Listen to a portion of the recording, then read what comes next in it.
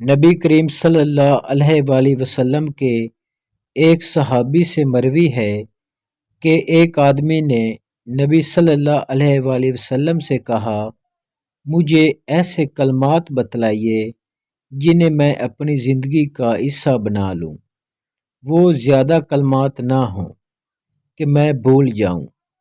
آپ صلی اللہ علیہ وآلہ وسلم نے فرمایا، غصے سے بچو۔ اس نے پھر وہی بات دہرائی تو آپ صلی اللہ علیہ وآلہ وسلم نے فرمایا، غصے سے بچو۔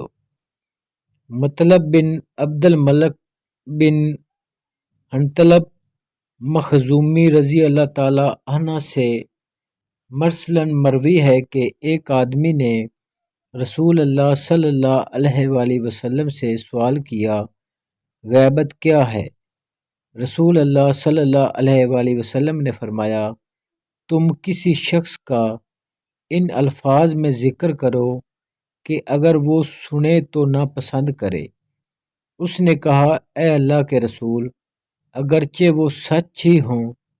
رسول اللہ صلی اللہ علیہ وآلہ وسلم نے فرمایا، اگر تم جھوٹ کہو گے تب تو یہ بہتان ہوگا۔